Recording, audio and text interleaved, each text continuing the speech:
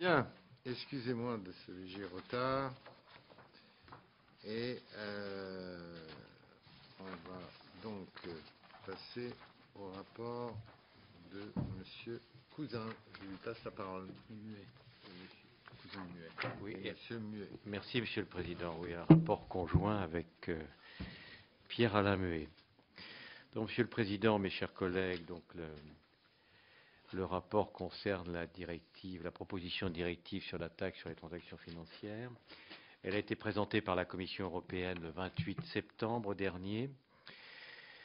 Elle nous conduit quelques mois après l'adoption de notre résolution du 14 juin, qui visait à établir une taxe sur les transactions financières, tant au niveau mondial si possible qu'au niveau européen, ou à tout le moins à celui de la zone euro. Donc il ne s'agit pas aujourd'hui, en adoptant une nouvelle proposition de résolution, de se déjuger, mais plutôt d'affiner, autant que le permettent les circonstances, notre point de vue. Alors un rappel historique rapide.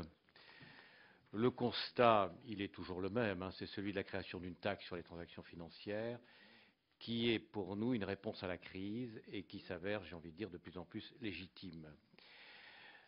Même si les éléments sont différents, il faut rappeler que c'est une conclusion qui avait déjà été émise par Keynes en 1936, puis ensuite par Tobin au début des années 70, au moment de l'effondrement du système de Bretton Woods.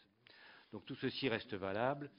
L'idée est de refroidir, si vous en permettez l'expression, le marché des capitaux et d'introduire une certaine viscosité dans les transactions, avec, à cette occasion, un prélèvement adapté. Je crois que c'est Tobin qui disait qu'il fallait mettre du sable dans des rouages bien huilés de la spéculation. C'est une bonne image. Car nous constatons une surfinanciarisation de l'économie avec un déséquilibre croissant entre les échanges financiers et le PIB mondial, essentiellement sur celui des dérivés. Il convient ensuite, par cette taxe, de contribuer à la régulation financière en complétant les instruments législatifs et réglementaires déjà intervenus ou en cours de préparation au niveau européen, notamment l'obligation de compensation de l'essentiel des dérivés, ceux qui sont standardisables, entre guillemets, et de l'obligation de déclaration des autres dérivés, prévue par le futur règlement qu'on appelle EMIR, c'est un acronyme anglais, European Market Infrastructure Regulation. La taxe vise d'ailleurs clairement les transactions à haute fréquence qui n'ont aucune signification économique. Je vais rappeler un petit point. Nous avons auditionné ensemble le représentant de Finance Watch. Il a donné l'exemple d'un total de transactions de 60 000 milliards de dollars en 14 secondes. Ce qui est l'équivalent, je crois que c'est du même ordre que le PIB des États-Unis, PIB des USA. Voilà, je vous le donne pour information, ce qui montre combien l'idée de la surfinanciarisation est au cœur de notre système. Évidemment, ça n'a plus aucune signification économique. Troisièmement, il y a, comme pour toute autre taxe, un enjeu budgétaire. On va en développer deux idées. Les circonstances ne permettent pas aux États de négliger actuellement les quelques ressources que ce soit. C'est vrai que par leur développement, les transactions financières sont actuellement exonérées de TVA et ça n'apparaît plus justifiable. Les excès du secteur financier sont à l'origine de la crise actuelle et du creusement spectaculaire des déficits publics, ainsi que de l'augmentation tout aussi spectaculaire des niveaux d'endettement public après 2008. Il apparaît donc légitime de faire contribuer ce secteur à la réparation des dommages. S'agissant de la chronologie, on vous l'a dit tout à l'heure, la nécessité d'une taxe Tobin a été perçue tant au niveau du Parlement européen, qui a d'ailleurs voté dans un large consensus une résolution en ce sens en mars dernier sur le rapport de Mme Anni Podimata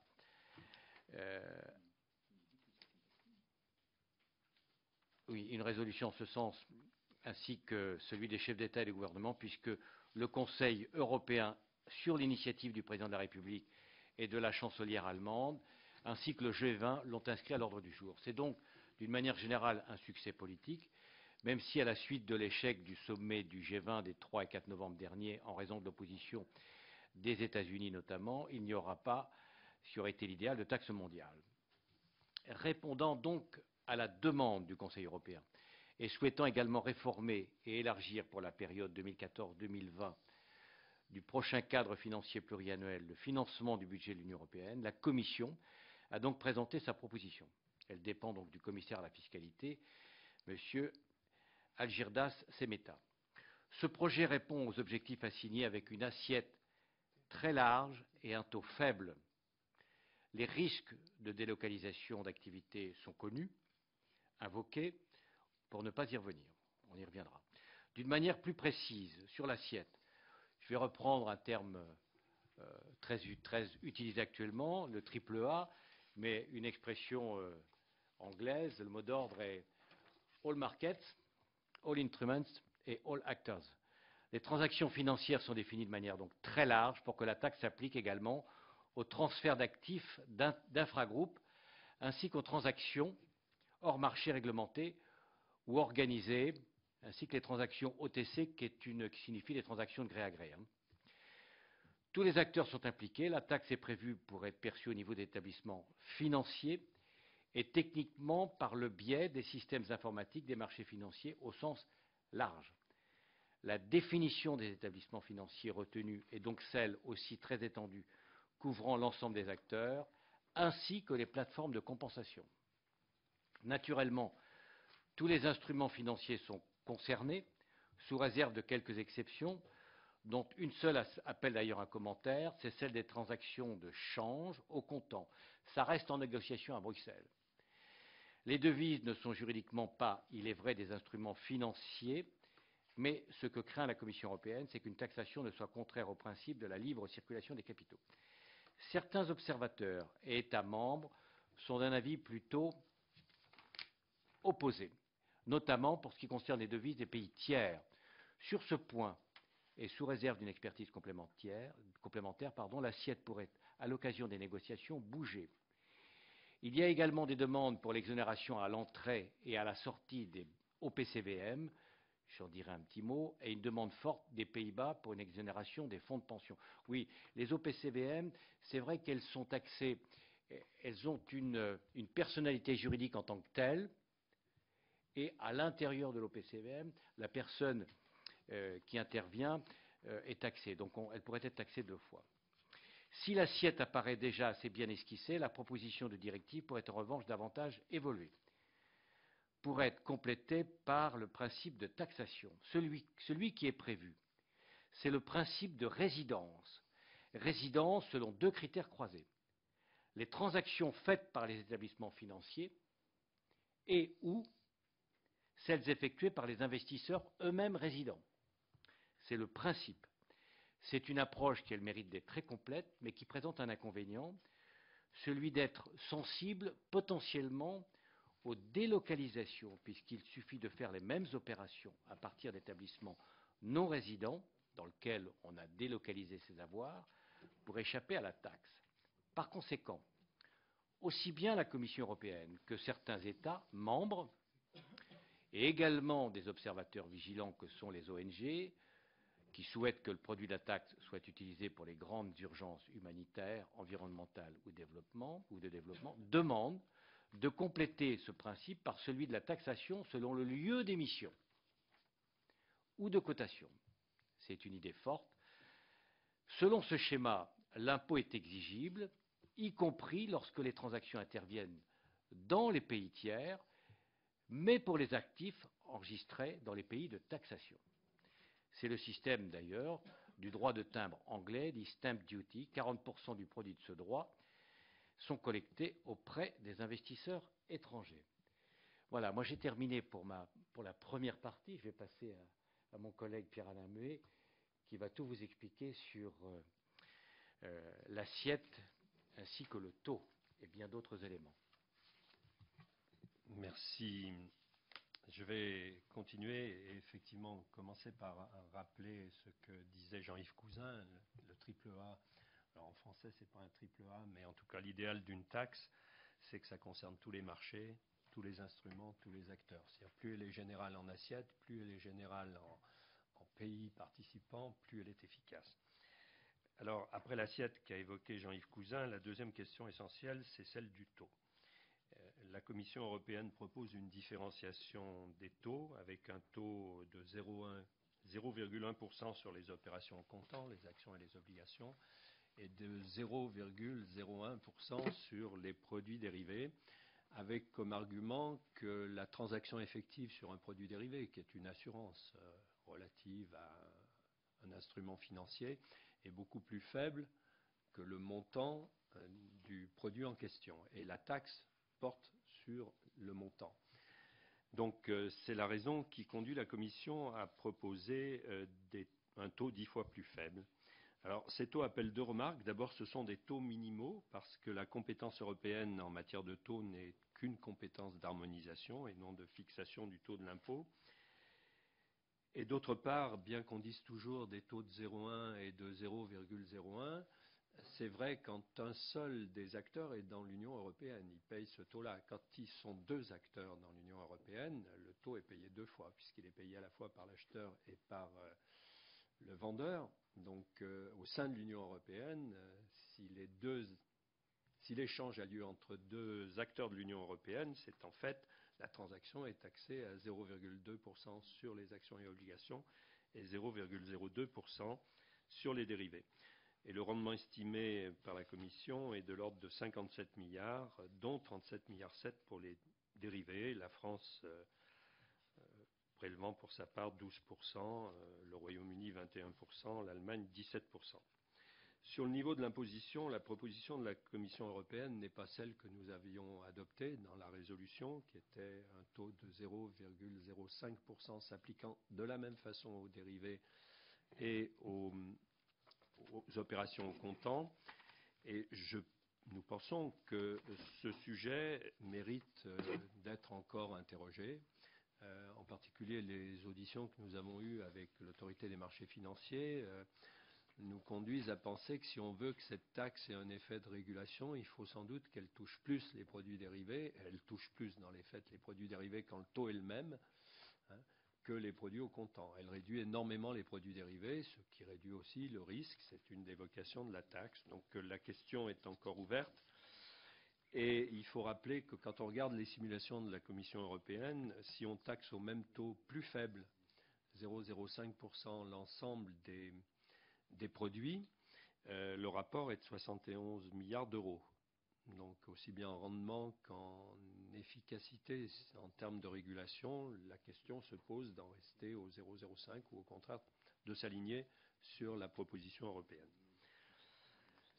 Alors cette question des taux restant en débat, ça n'est pas le cas sur les modalités de recouvrement et la directive propose des éléments généraux qui reposent sur une exigibilité et un recouvrement immédiat de la taxe, ainsi que sur une clause de solidarité entre les parties à la transaction pour éviter tout risque de fraude. La négociation délicate qui s'annonce se noue autour de trois questions. La première, c'est celle du champ territorial. Ensuite, l'affectation de la ressource. Enfin, le calendrier. Sur le champ territorial, notre résolution disait l'idéal est à l'échelle de l'ensemble de l'Europe, les 27. Sinon, ça peut être à l'échelle de la zone euro ou autour d'une coopération renforcée autour de la France et de l'Allemagne. On sait bien qu'on a intérêt à ce que le champ soit le plus large possible et en tout cas, on a intérêt à faire en sorte que cette taxe n'ait pas vocation à s'arrêter à un moment donné autour de quelques pays, mais à attirer le maximum de pays parce que c'est comme ceci qu'elle sera efficace. Donc plusieurs États membres sont opposés à la taxe et l'ont manifesté clairement. C'est le cas du Royaume-Uni, pour une raison qui tient à l'importance de la City. Au Royaume-Uni, d'ailleurs, Gordon Brown était favorable à la taxe, puisque c'est lui qui, au G20, avait été l'un des premiers à se déclarer favorable à cette taxe. La Suède est opposée parce qu'elle en a fait l'expérience d'une taxe dans un seul pays. Et clairement, il y a un certain nombre de pays qui sont également opposés à la taxe au sein de la zone euro. C'est le cas des Pays-Bas, en raison principalement de la question de la taxation des fonds de pension. Et ceci pose un problème puisque les Pays-Bas sont membres d'Euronext. Donc Euronext, c'est un marché unifié. Par conséquent, il est évident qu'avoir les Pays-Bas est important. Donc, ce que l'on peut dire, c'est qu'on ne peut que souligner l'intérêt des travaux en cours sur l'affectation de la... Pardon, c'est un autre sujet. Le troisième point, c'est l'affectation de la taxe. L'Union européenne souhaite l'affecter essentiellement comme ressources propres, détachées des contributions nationales, puisque le débat sur les ressources propres de l'Union est un débat de fond, que l'Union, depuis une vingtaine d'années, a plutôt réduit ses ressources propres, alors qu'elle augmentait ses interventions. Et que, par conséquent, on sent bien que la Commission est fortement intéressée par l'aspect ressources propres, puisque les droits de douane d'origine ont pratiquement disparu.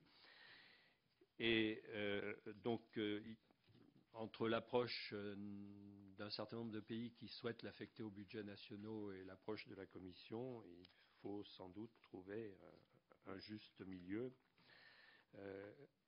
L'intérêt des ressources propres, de considérer la taxe comme une ressource propre, c'est que les droits de douane, comme pour les droits de douane, les sommes en question peuvent venir en déduction des actuelles contributions nationales qui sont assises sur le produit intérieur brut, sur le revenu national brut, à budget constant, et donc ça peut être aussi un facteur favorable pour réduire les déficits budgétaires dans l'Union. Pour l'instant, les discussions ne font que commencer. Et dans le cadre de ce rapport, on ne peut guère aller au-delà, si ce n'est pour indiquer que tous les États membres participent aux discussions et pour mentionner également deux avantages pour l'avenir. D'abord, cette modernisation du financement du budget de l'Union européenne pourrait permettre de financer à terme davantage d'actions européennes, et notamment toutes les nouvelles politiques qui sont prévues par le traité de Lisbonne et qui ne sont pas financées en l'état. Elles pourrait aussi donner à l'Europe une capacité d'action pour soutenir la croissance, en soutenant par exemple l'investissement, ce qui, dans la période actuelle, pourrait naturellement être intéressante. Et puis, c'est en relation avec les préoccupations des associations et des ONG que nous avons reçues, qui souhaitent que cette taxe soit affectée, fasse partie des financements innovants et soit affectée effectivement à des biens publics mondiaux. Enfin, néanmoins, il faut être prudent. Ces décisions sont à l'unanimité des États membres et il faudra ensuite la ratification des parlements nationaux. Donc, c'est un sujet qui va sans doute encore demander du temps. Et ceci conduit à la question plus délicate du calendrier. Clairement, le calendrier pour la Commission est assez incertain, mais la Commission l'envisage dans des délais qui sont au minimum de l'ordre de l'année, sans doute plus, et qui laissent différentes possibilités aux États membres. La position allemande, l'option allemande vise à s'assurer, selon les déclarations gouvernementales, de la faisabilité de la taxe au niveau de l'Union européenne, et il y a la voie française d'une initiative nationale, en quelque sorte pilote, pour marquer à quel point notre pays tient à cette taxe et veut jouer un rôle d'effet d'entraînement par un comportement pionnier. C'est un débat qu'on n'a pas abordé dans la résolution, pour des raisons que vous comprendrez aisément. C'est un débat éminemment politique dans le contexte actuel, donc nous restons neutres vis-à-vis de ce débat dans la résolution. Je vais dire un mot de ce que personnellement je pense, mais qui n'est pas dans la résolution. Moi, je pense qu'il y a un risque à une initiative nationale. Le risque, c'est de faire une taxe qui soit une sorte de stamp duty, c'est-à-dire qui taxe ce qui est le plus facile à taxer, ce qui est le moins délocalisable, donc les actions, ce qui n'est pas optimal du point de vue de la taxation des transactions financières. Et même si on taxe les dérivés, ce ne sera pas les dérivés les plus dont il est nécessaire de taxer, qu'il est nécessaire de taxer. Et si on se limite à une taxe trop réduite, je pense par exemple, bon, évidemment, si on se limite à reproduire l'impôt de bourse ou même le stamp duty anglais, qui est plus large. C'est 4 milliards d'euros, le droit de timbre anglais. Je vois mal comment, dans la négociation pour entraîner les autres pays, on pourra justifier, en s'étant aligné sur quelque chose qui ressemble à ce que l'Angleterre, le Royaume-Uni a depuis 3 siècles, le stamp duty, qu'il faut faire une taxation générale des transactions financières. Donc c'est moins le fait qu'on peut bien sûr avancer dans la taxe au niveau national que la question de s'assurer qu'en avançant ainsi, on est capable d'entraîner l'ensemble des pays, qui me semble la question cruciale, sur laquelle nous avons sans doute des divergences. En tout cas, ce point n'est pas abordé dans le rapport, mais je pense qu'il faut l'avoir en tête. L'intérêt, c'est de faire en sorte que ce soit un pas vers une véritable taxation, si possible, à l'échelle de l'ensemble de l'Union. Alors, c'est vrai qu'aujourd'hui, les choses paraissent très difficiles. On auditionnait M. Lamassoure hier. Il nous disait qu'on ne peut pas exclure, même si c'est peu probable, on ne peut pas du tout exclure que les choses changent, parce qu'après tout, sur ce sujet, l'Europe a quand même beaucoup changé en très peu de temps. Et par conséquent, il faut faire en sorte de ne pas casser le fil et de continuer à faire avancer tout le monde sur ce sujet. Je m'arrête là, Monsieur le Président, en vous remerciant de votre patience. Très intéressant. Vous avez bien précisé que dans le rapport, il n'y avait pas de précision sur le dernier point que vous avez évoqué. Et moi, je tiens à exprimer effectivement mon désaccord sur ce que vous avez dit. Je crois que le président de la République, évidemment, souhaite que cette taxe sur les transactions financières soit adoptée par le plus de pays européens. Mais comme vous l'avez très bien indiqué dans l'exposé que vous avez fait, il y a un certain nombre de pays qui s'y opposent, puis il y a un certain nombre de pays qui se cachent derrière ceux qui s'y opposent, qui ne s'y opposent pas ouvertement, mais qui ne bougent pas. Et donc, la décision du président de la République de proposer que la France l'adopte n'est pas une décision qui consiste à dire on va l'adopter tout seul. L'idée, c'est de dire, bon, bah, à un moment, on ne va pas tous se regarder en chien de faïence pendant des mois ou des années, parce que, comme vous disiez justement, je crois que c'est plutôt des années que des mois, eh bien, il faut que quelqu'un se lance. Et l'idée du président de la République, c'est évidemment de se lancer sur des objectifs qui sont raisonnables pour éviter les délocalisations, mais en même temps de lancer le projet de taxe sur les transactions financières pour inciter les autres pays à nous suivre. Vous parliez tout à l'heure de l'Allemagne.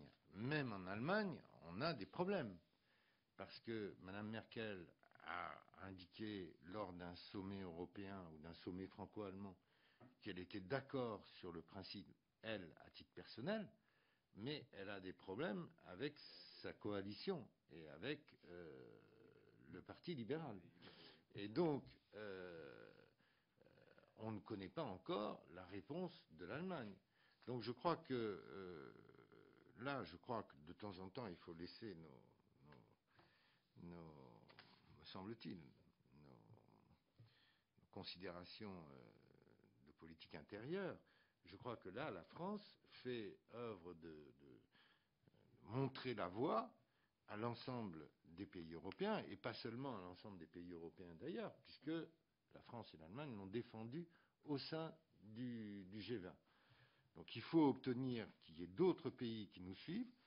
L'Espagne a indiqué, lorsque le président de la République a été voir le président du Conseil espagnol, le président du Conseil a indiqué qu'il était d'accord sur la taxe sur les transactions financières. Donc il faut qu'on entraîne les autres pays. Et donc moi, il me paraît important que notre proposition de résolution soit parfaitement compatible avec le projet porté actuellement par la France et par le président de la République. Je crois qu'il faut qu'on aille de l'avant, et il faut qu'on aille de l'avant. Ça sera peut-être seul, mais évidemment, ce n'est pas ce qu'on souhaite. On souhaite convaincre nos partenaires, que ce soit dans le cadre d'un groupe pionnier, si c'est nécessaire, 1, 2, quelques pays, où évidemment, mais la position des Pays-Bas, par exemple, rend les choses difficiles. Au niveau de la zone euro, évidemment, on pourrait rêver au niveau des 27, mais l'opposition de la Grande-Bretagne est totale. Donc, je crois que là, il faut qu'on dise clairement que nous, enfin pour ma part, j'appuie totalement l'initiative de la France. Et je crois que après, si d'autres pays entrent dans le schéma, on pourra modifier les taux envisagés, les implications envisagées. Mais à partir du moment où on lance cette affaire pour l'instant seule, de façon à entraîner les autres, après, il sera possible de modifier les propositions faites par la France pour l'instant. Voilà ce que je souhaitais ajouter, puisque hors, évidemment, résolution. Alors, m'ont demandé la parole. Pierre Forgue. Oui, on a répondu à ma question. Je voulais poser comme première question, est-ce qu'on a une idée sur la mise en œuvre de cette taxe? J'ai eu la réponse, on n'en sait rien. Cela dit, moi je suis favorable à ce qu'on prenne l'initiative. Ça fait longtemps qu'on entend parler de cela. Bien. Aujourd'hui, on va mettre en place cette taxe pour lutter contre la financiarisation excessive de l'économie et pour des besoins budgétaires. Bien. La grande difficulté, effectivement, c'est que à l'échelle de l'Europe, on aura beaucoup de mal. On parlait des Anglais, mais il y en a bien d'autres. On a interrogé des Roumains, j'ai vu qu'ils n'étaient pas très très chauds. Bon, donc, et il y en a d'autres. Alors, moi, je pense qu'il faut faire quelque chose. Si la France le ferait, je m'en réjouirais. La seule chose où je suis sceptique, c'est sur l'effet d'entraînement. Sur l'effet d'entraînement. Il faut le faire. Est-ce que pour autant il y aura un effet d'entraînement? Ça, je ne suis pas du tout sûr, parce que j'ai le souvenir, c'est pas très très vieux, de la taxe que le président Jacques Chirac avait mise sur les billets d'avion pour favoriser l'aide aux pays sous-développés. Je dis que quand on regarde le résultat, il y a quand même beaucoup de pays qui n'appliquent pas cette taxe. C'est quand même une petite minorité de pays, mais peu importe, il y en a un certain nombre. Bon, donc moi je suis favorable. Je suis favorable, même si on va faire cela, mais ça aura très peu d'effet. Ça aura très peu d'effet. Puisque, oui, s'il n'y a que la France, s'il y a la France, l'Espagne, peut-être l'Italie, ça fait quand même peu à l'échelle de l'Europe. Donc, je suis sceptique quant aux effets. Malheureusement, il faudrait des effets rapides, dont on ne les aura pas. Et deuxièmement, je suis sceptique sur l'effet d'entraînement. Mais cela dit, moi, je suis favorable, parce qu'à un moment donné, il faut passer à l'acte. Voilà. Je suis d'accord avec toi, Pierre. La seule nuance que je fais avec toi, c'est que tu es sceptique sur l'effet d'entraînement, mais je suis d'accord avec toi, on peut tous être sceptiques sur l'effet d'entraînement. Le problème, c'est que si on ne le fait pas, alors là, on peut être totalement sceptique sur l'effet d'entraînement. Et donc, voilà. Marietta Caramanli. Oui, Monsieur le Président, le sujet est complexe mais très intéressant. Je dirais parce qu'en plus, nous avons des rapporteurs qui ont cette capacité de rendre les choses très simples. Parce qu'au-delà des considérations politiques que chacun présente, il y a quand même aussi des qualités d'économistes ici présents, et je pense qu'il faut être doublement attentif à ce qui a été proposé. Sur ces transactions, on voit très bien que vous avez répondu un peu à la question, finalement, s'il y avait d'autres pays au niveau de l'Europe. Donc, je voudrais comprendre Royaume-Uni, Pays-Bas avec des considérations, si j'ai bien compris. Donc, la question n'est pas à poser. La question, c'est seulement, je voulais savoir, est-ce que l'objectif de cette taxe de transaction est limité finalement, l'objectif du dispositif est c'est de limiter les transactions, ou est-ce que c'est de trouver, récupérer des ressources, voilà, est-ce que c'est les deux et comment, parce que c'est pas les mêmes objectifs quand même, hein, si je peux me permettre.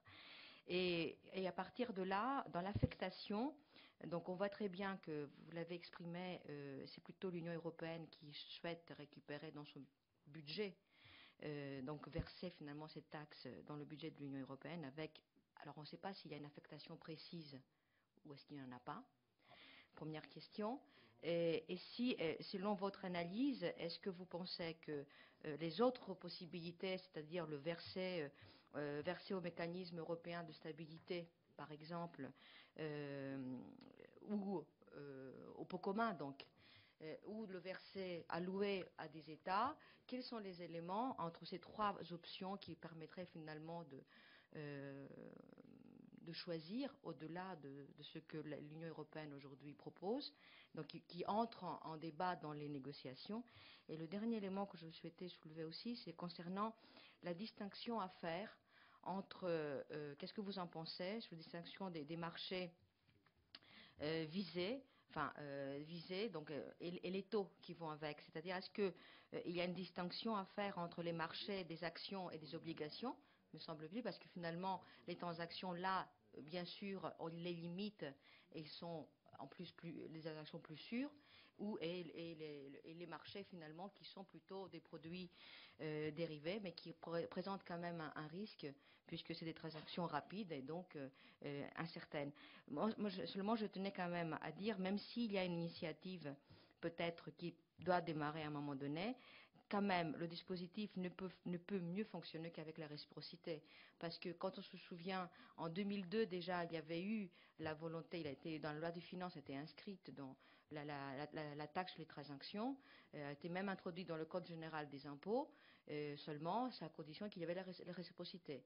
Quelles sont les étapes, justement, peut-être dans le calendrier que vous avez évoqué, pour faire en sorte qu'on arrive à cette réciprocité? Est-ce qu'il y a des étapes incontournables? Merci. Oui, merci Monsieur le Président. Partageant complètement l'observation liminaire de Madame Chiaramonli, j'aurais ajouté simplement que je ne sais pas s'il s'agit, il y a bien deux objectifs en effet différents qui nous ont été affichés. Trouver des ressources, c'est une chose, freiner les transactions ou les contrôler, ou même simplement les contrôler, parce qu'on a bien l'impression qu'ici c'est aussi peut-être même la question ultime que se posent y compris les responsables de très grandes banques, en est une autre. Donc dans ce domaine, j'aimerais aussi avoir un éclairage. J'ai entendu citer, donc bien entendu, la Grande-Bretagne, les Pays-Bas, etc. J'aurais aimé savoir quand même, on voit bien ce que pourrait essayer d'entraîner le couple franco-allemand, mais j'aimerais bien en ajouter, j'aimerais connaître la position de l'Italie. Il faut quand même dire que l'Italie aujourd'hui, qui a quand même un gouvernement qui tranche un peu avec le gouvernement assez avec le chef du gouvernement assez pittoresque, si vous voulez, qu'ils ont eu pendant quelque temps.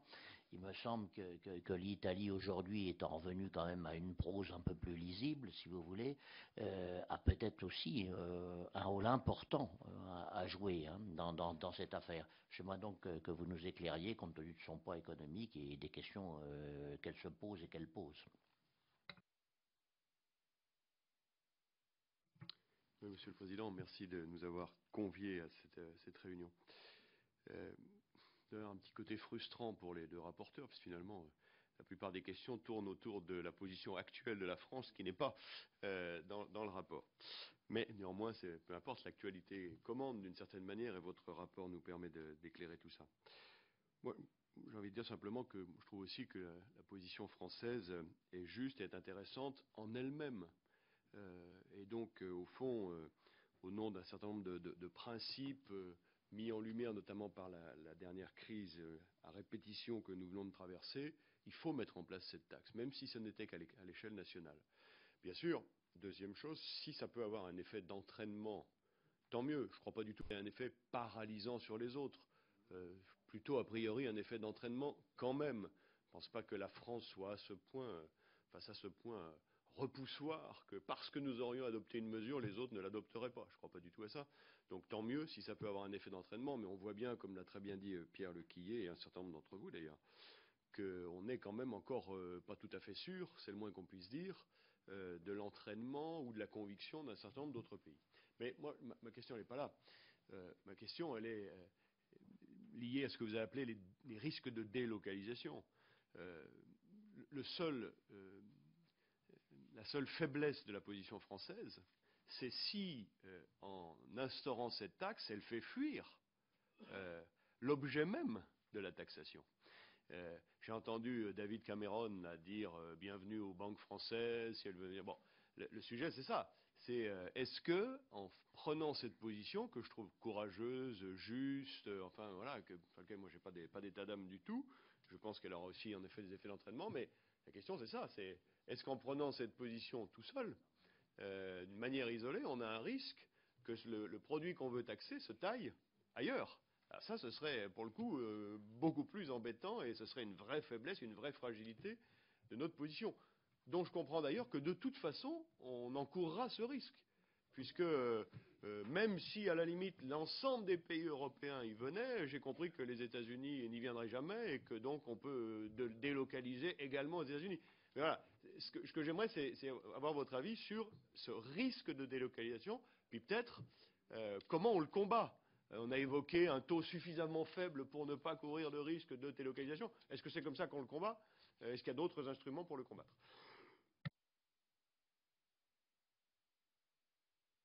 Oui, merci, Président. Je voulais poser la question que vient de poser mon collègue précédent. Bon, je dis simplement que je voudrais féliciter déjà le rapporteur pour le travail qu'ils ont effectué. Je dis qu'il était temps quand même, aujourd'hui, qu'on mette une taxe sur ces transactions.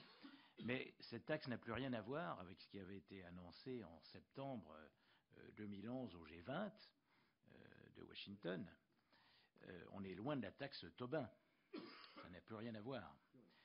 Enfin, il est quand même important, je dis aujourd'hui, de corriger ces excès de la sphère financière. Et je dis que la France est courageuse, justement, dans ce domaine.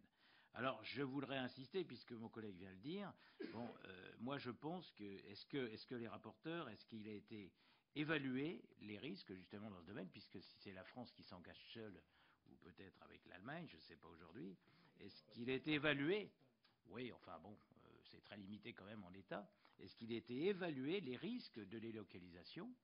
Puis deuxièmement, est-ce que cette taxe ne va pas s'en prendre surtout, et peut-être aux petits porteurs? Et c'est ça qui m'inquiète quand même. Est-ce que ça va avoir quand même des... Je suis un peu sceptique sur les effets aujourd'hui dans les conditions dans lesquelles c'est prévu. Je ne reviendrai pas sur le taux. Voilà.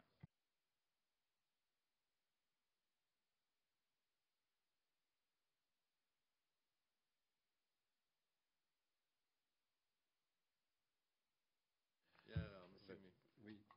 Je répondrai après. Ne croyez pas que je ne sois pas favorable à ce que la France pousse à l'instauration d'une taxe sur les transactions financières. C'est le 3e rapport parlementaire que j'écris ou auquel je participe, et j'ai écrit un ouvrage aussi.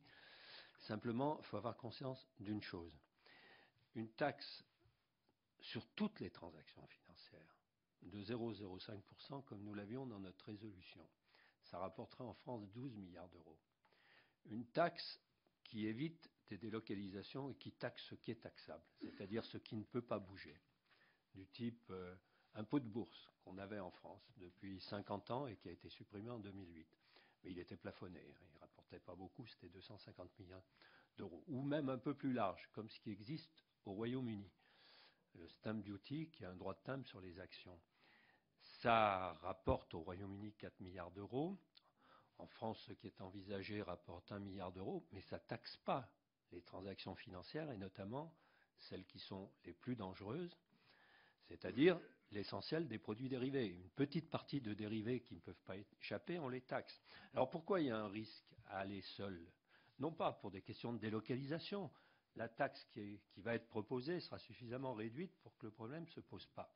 Mais le risque est un risque d'arrêter le processus, et je pense que les Anglais vont s'en saisir, parce que si nous faisons quelque chose qui ressemble au droit de timbre anglais, alors que les Anglais sont farouchement opposés à une taxation des transactions financières, on aura réintroduit un impôt de bourse un peu plus sophistiqué en France, à l'image du Royaume-Uni. On aura laissé de côté toutes les transactions qu'il faudrait taxer, que tous les régulateurs nous disent c'est celles-ci qu'il faut taxer, parce que c'est celles-ci qui sont dangereuses. Et on sait bien qu'en les taxant, on les réduit fortement. Si on met la taxe qu'on avait envisagée dans la résolution, 0,05%, sur toutes les transactions, y compris les produits dérivés, vous diminuez de 80%, nous dit la Commission, les produits dérivés. Mais c'est sain pour l'économie. Ça évite d'avoir des produits qui mettent l'économie en péril. On sait bien qu'on ne peut pas le faire seul. Donc, le risque d'avancer seul, il y a bien sûr un avantage, c'est de montrer qu'on a envie d'avancer et qu'on est pionnier. Mais je souligne quand même pour un risque, c'est d'aboutir à quelque chose qui n'a rien à voir avec la taxation des transactions financières. Alors certes, on peut faire des tas de discours politiques en parlant de la taxation des transactions financières et en rétablissant le stamp duty, le droit de timbre anglais ou l'impôt de bourse français. Qu'est-ce qu'on aura fait? Les Anglais vont nous dire, eh bien voilà, vous avez démontré qu'on ne peut pas aller au-delà. Vous êtes en train de faire l'impôt qu'on a depuis 3 siècles et ce n'est pas la peine de taxer la City, de mettre en difficulté tout le reste. Donc on risque d'arrêter un processus qui en Europe est en train d'avancer, parce que c'est vrai que les Italiens nous suivent, c'est vrai qu'il y a un certain nombre de pays qui nous suivent. Donc je dis qu'il y a une sorte de ligne de crête à trouver entre le volontarisme d'y aller à deux ou à une coopération renforcée autour de la France et de l'Allemagne. Et là-dessous, nous sommes unanimes, nous avons voté la même résolution. Et le risque de faire quelque chose de trop limité, qui ne soit pas une vraie taxation des transactions financières et qui laisse tout de côté, on arrivera à ce paradoxe qu'on va taxer les transactions les plus utiles à l'économie, parce que c'est le problème du stamp duty. Vous taxez les actions et les obligations au comptant, vous taxez absolument pas les instruments financiers qui sont dangereux, qui consistent à spéculer sur des actions, des obligations. Donc ce n'est pas la taxe dont nous avons besoin. Je sais que c'est compliqué, c'est sans doute pas facile à expliquer, je comprends que le combat politique préfère mettre des étendards en avance, mais je trouve que sur ce sujet, qui est un vrai sujet, qui est fondamental, sur lequel on a besoin de mettre une taxe sur les transactions financières, qui touche les transactions les plus nuisibles, il faut s'interroger sur la possibilité d'avoir le maximum de pays autour de nous, parce que, non mais attendez, excusez-moi, ayez bien conscience que plus on élargit le nombre de pays qui sont autour, plus on élargit l'assiette. Quand je dis l'impôt de bourse, c'est 1 milliard d'euros, si une taxe sur l'ensemble des transactions financières en France, c'est 12 milliards. Ce n'est pas du tout comparable et ça taxe les transactions nuisibles. Donc c'est un sujet un petit peu délicat.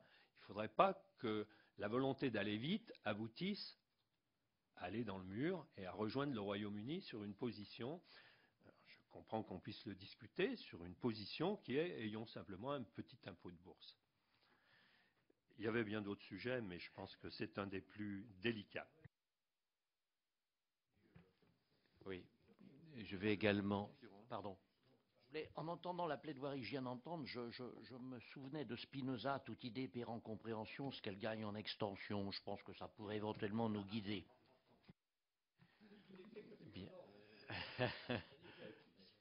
Bien.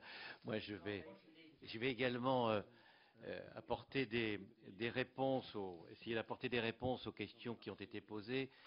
Et puis sur la dernière observation et sur je veux dire le fait que la France ait pris l'initiative, on en a parlé tous les deux, on a une position divergente et donc je vais dire pourquoi moi je crois que c'est une bonne initiative, à l'inverse de ce qu'a dit Pierre-Alain Muet, mais je peux comprendre son exposé. Pourquoi j'ai une position différente en entendant et en auditionnant Alain Lamassoure, il nous disait sur le sujet de l'initiative française qu'il considérait que c'était une bonne nouvelle. C'était une bonne nouvelle parce qu'il pensait que ça allait créer un effet d'entraînement. Alors je vais revenir peut-être sur des éléments techniques. Ça pose, et je crois que c'est Dominique Dor qui l'a dit, ça pose le problème de la territorialité. Le problème de la territorialité avec les risques de délocalisation, qui sont également dans le débat que nous avons. Dans le problème de la territorialité, ce qui est envisagé, ce sont 2 éléments. Le principe de résidence. Le principe de résidence avec à la fois la taxation en tenant compte de la résidence de l'établissement financier et ou de la résidence de l'investisseur. Ça, ce sont les 2 éléments sur lesquels que l'on retrouve dans le texte. Mais l'idée intéressante et que l'on a évoquée ici, et qui, je crois d'ailleurs, est une idée également du président de la République, et c'est une manière de répondre aussi à l'observation qui consiste à dire on part les premiers, il y a un danger, c'est de partir aussi, de tenir compte du lieu d'émission. Si on tient compte du lieu d'émission, on cerne encore plus la matière taxable et ce faisant, potentiellement, on est encore plus à l'abri, je ne dis pas que c'est impossible, mais on est encore plus à l'abri de risques de délocalisation. Et ça, c'est une réflexion qu'il va falloir avoir, qui est importante et sur laquelle on devra se pencher. Je vais peut-être ajouter d'autres points sur la question qui a été posée, je crois que c'est par Marietta Karamanli, pour les objectifs de cette taxe. Il y en a deux, enfin à mes yeux il y en a deux. C'est évidemment limiter les transactions, la surfinanciarisation de l'économie. Pour faire très simple, j'ai donné un exemple qui était un exemple fou tout à l'heure, qu'on nous a cité par Finance Watch. Ça, c'est le premier élément. Je reprends l'expression de Tobin qui consistait à dire on met du sable dans des rouages bien huilés. Je crois que tout est dit à travers cet exemple-là. Et le deuxième, c'est évidemment le produit. C'est une idée très moderne d'impôt où on est sur des transactions inimaginables il y a quelques années, où on a une assiette extrêmement large avec un produit très intéressant dont le produit pourrait être affecté, évidemment, entre autres, à l'Union européenne. Je crois qu'on est sur deux concepts qui sont très forts. Voilà, je vais en terminer sur le sujet. Pardon ? Alors, oui. Le problème de l'affectation, en effet, alors c'est un budget global. Un budget global. Alors, on sera sûrement amené à y revenir sur ce sujet. Bien. Moi, je ne comprends pas le plaidoyer de Pierre-Alain Muet. Évidemment qu'on voudrait que ce soit l'ensemble des pays européens. Mais tout le raisonnement part de là. C'est que si on attend que ce soit l'ensemble des pays européens, on n'y arrivera jamais. Je n'ai jamais dit ça, Monsieur le Président. J'ai dit que quand on part tout seul, on réduit l'assiette. Évidemment. Ça n'a plus rien à voir. Évidemment, mais si on ne part pas tout seul, il n'y en aura pas d'autres. Moi, je suis désolé, hein, Pierre-Alain. Ici, il y a une atmosphère plutôt consensuelle. On essaye de chercher le consensus, etc. Oui, mais c'est toi qui as lancé le truc. Alors moi, je suis désolé. Moi, je propose un amendement à cette résolution parce que je veux que les choses soient claires. Estime justifié que la France lance la dynamique visant à la mise en place d'une taxe sur les transactions financières, en débutant par la création de cette taxe au niveau national, dans l'intention de l'étendre à un groupe pionnier d'États membres ou de la zone euro. Moi, je suis désolé, on n'est pas là pour faire de la politique politicienne ici. On est là pour essayer de servir et l'Europe et notre pays. Alors, moi, je considère que c'est justifié qu'on le fasse.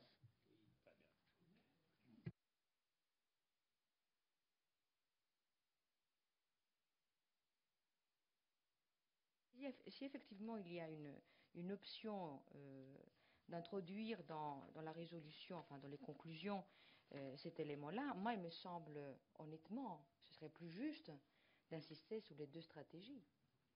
Vous parlez dans le plan que nous avons, et ce qui a été expliqué tout à l'heure, qu'il y avait deux stratégies. Celle de l'option allemande, qui était d'assurer donc au préalable assez vite la faisabilité de la taxe au niveau européen, et celle de la voie française, etc. Là, si vous introduisez un amendement, vous privilégiez uniquement la voie française. Et on ne va pas faire cocorico, mais ce n'est pas forcément toujours la meilleure position. Non, parce que ce n'est pas la position allemande. La position allemande, c'est de dire on est d'accord pour y aller, mais il faut que je convainque ma coalition. J'étais encore en Allemagne il n'y a pas longtemps. Vous savez, Angela Merkel, à chaque fois, parce qu'on la critique dans ce pays, mais à chaque fois qu'on a progressé en matière européenne, la gouvernance économique, ils n'en voulaient pas, les parlementaires, y compris de la CDU-CSU. Elle les a entraînés. La solidarité européenne, elle n'en voulait pas. Ils n'en voulaient pas. Elle les a. Et donc, elle va les entraîner. Y compris l'Italie, parce que je crois qu'il y avait une question sur l'Italie. Sur l'Italie, M. Monti a dit qu'il était, et ça a été une évolution de la position italienne, à partir des propositions de la France. Il a dit qu'il était d'accord. Alors ça, c'est la deuxième stratégie, si tu veux, dans un cadre européen. Mais il faut bien qu'on démarre. Voilà, moi je soumets cet amendement. Oui, Pierre. Je pense que ton amendement, on pourrait mettre dans ton amendement la phrase suivante. Je pense, se mettrait d'accord l'ensemble de la Commission, que la France lance l'initiative en s'assurant de la faisabilité de cet axe à l'échelle européenne. Voilà. En s'assurant, je ne dis pas au préalable, je vais au préalable. En s'assurant. Ça permet de. Voilà, ça ajoute. Oui, dans le but de. C'est ça, dans le but de, si tu veux. Estime justifié que la France lance la dynamique visant à la mise en place d'une taxe sur les transactions financières. Et à entraînant le maximum de pays de l'Europe. Voilà. Lance la dynamique en débutant par la création de cette taxe au niveau national, non, dans le but... Non, ça va. Attendez. En s'assurant, ça ne veut pas dire qu'elle ne va pas la créer. Ça ne sera pas la taxe. Si, ce sera. 1 milliard d'euros. Bon, écoutez, moi, en s'assurant, je crois. En s'assurant, je crois que ça serait mieux. On y arrive. Non, on peut arriver. Il me semble qu'on y arrive. Si j'ai bien entendu le choix des termes, on a déjà dans la première partie de la phrase lance la dynamique. Donc, on est bien à l'initiative. Il suffit d'ajouter dans le but de. Voilà. On n'a pas besoin d'être tautologique, si je puis dire ensuite. Lance dans le but de. Et il me semble que là, on a la synthèse. Si je peux me permettre. Dans le but d'entraîner le maximum de si mon goût des mots, si mon goût de la sémantique n'est pas excessif, il me semble qu'on peut peut-être. Ben oui. Bon. Oui, je pense que c'est mieux. Estime justifiée. Non, mais c'est vrai. Ah ben si. Oui. Que la France lance la dynamique dans le but d'entraîner un groupe pionnier d'États membres ou la zone euro. Enfin, moi j'explique mon vote. Les choses sont claires. Oui. Et je pense que c'est le cas de la majorité. Peut-être d'ailleurs de certains membres à ma gauche qui... Mais là, vous faites le consensus, Monsieur le Président. Plus modéré que Monsieur. D'habitude, vous faites moi, le consensus. Là, il y a consensus. J'approuve totalement l'initiative du président. Et puis le gouvernement, il fera ce qu'il voudra. Oui, non, mais je tiens à le dire, puisque quand un rapporteur s'exprime et qui s'exprime contre, je veux dire, un sujet qui n'était pas à l'ordre du jour, je veux dire... Visant la mise en place, on le dit bien, comme ça, on est d'accord. Je m'énerve pas souvent, mais là... On enlève juste ça. Voilà. On est d'accord. Voilà, ok. C'est ça. On adopte ça à l'unanimité. Merci Pierre de tes suggestions.